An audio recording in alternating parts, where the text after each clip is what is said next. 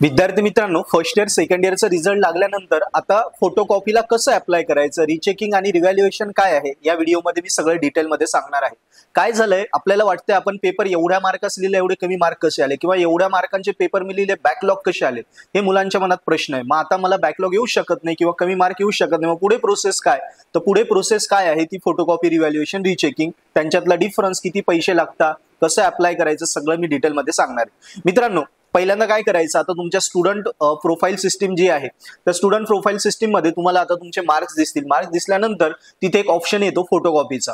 Result नंतर 2-4 दिवसात फोटोकॉपीचं एक ऑप्शन तिथे बटन येतं। फोटोकॉपीला अप्लाय केलं की 280 रुपयाच्या नियर अबाउट फी असते, ती भरायची आणि त्याच्यानंतर 8 दिवसाने तुम्ही जो पेपर लिहिला आहे त्या पेपरची एक सॉफ्ट कॉपीची पीडीएफ तिथे तुम्हाला डाउनलोड करायला भेटते। म्हणजे तुमचे सॉफ्ट कॉपी जो पेपर लिहिला आन्सर शीट, त्या आन्सर शीटची पीडीएफ तिथून तुम्ही डाउनलोड करणार। डाउनलोड केल्यानंतर तिची झेरॉक्स मारायची आणि संबंधित जो आपला सब्जेक्ट आहे त्याच्या कॉलेजच्या टीचरला किंवा तुमच्या क्लासेस लावले असतील तर क्लासेसच्या टीचरला किंवा तुम्ही स्वतः चेक करू शकता। आता चेक केल्यानंतर पुन्हा 2 गोष्टी येतात। एक, जर तुम्हाला चेक केल्यानंतर वाटलं की अरे माझे मार्कच या ठिकाणी काउंट झालेले नाहीये, काउंट झालेले नसतील, मला 4 मार्क होते 2च धरले, या क्वेश्चनचे माझे मार्कच धरले नाही, हा जर डाऊट असेल तर तुम्ही मग फोटोकॉपी भेटल्यानंतर तुम्ही रिव्हॅल्युएशनला टाकू शकता।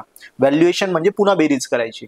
आणि तुम्हाला वाटतं यार की किंवा सरांनी तुम्हाला सांगितलं की इथे तुझं मार्क कमी दिले आहेत, इथे तुझा पेपर चेक नाही झाला, ओके, या ठिकाणी तुला चुकीचं दिलंय, हे बरोबर पाहिजे होतं, म्हणजे जर तुझे चेकिंग मध्ये काही प्रॉब्लेम असेल तर तू रिचेकिंगला टाकू शकतो। म्हणजे रिव्हॅल्युएशन किंवा रिचेकिंग हे फोटोकॉपी नंतर असतं आणि या दोघांपैकी एकच पर्याय तू घेऊ शकतो। एक तर रिव्हॅल्युएशन कर किंवा रिचेकिंग कर, दोघंही करता येत नाही आणि दोघांपैकी एकच पर्याय घ्यायचा आणि त्याच्यासाठी पण नियर अबाउट 280च्या जवळपास फी असते, ती भरायची आणि रिव्हॅल्युएशन किंवा रिचेकिंगला तू पुन्हा फॉर्म टाकून द्यायचा आणि साधारणतः महिन्याभराने तुझा रिझल्ट येतो। जर रिझल्ट मध्ये तू पास झाला तर व्हेरी गुड, आणि नाहीच झाला तर तुझी कुठलीही प्रकारची फीज रिफंड होत नाही, आणि जरी पास झाला तरी तुझी फीज रिफंड होत नाही। सो दोनदा तुला 280च्या जवळपास फी भरावी लागते। क्लिअर? सो या पद्धतीने सगळी प्रोसेस आहे, पण मी तुला सांगेल हे तर कर, पण त्यासोबतच तू पर्पल ॲट ऍप्लिकेशन नक्की डाउनलोड कर मित्रा। पर्पल ॲट आता इन्सेम जवळ आली, पर्पल ॲट ऍप्लिकेशनवर फर्स्ट इयर सेकंड इयरच्या सगळ्या विषयांचे best of best video lecture आम्ही दिले आहे।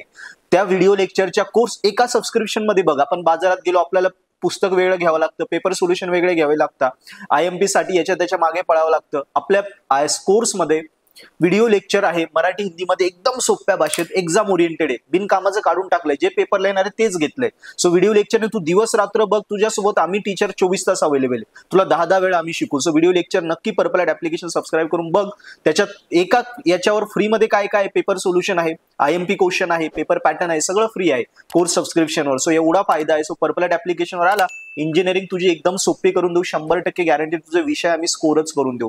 सो मित्रा, अजून काही डाऊट असेल नक्की आपल्या चॅनलला सबस्क्राईब कर, कमेंट मध्ये लिही आणि तुझी इंजिनिअरिंग नक्की स्कोरिंग होईल। थँक्यू।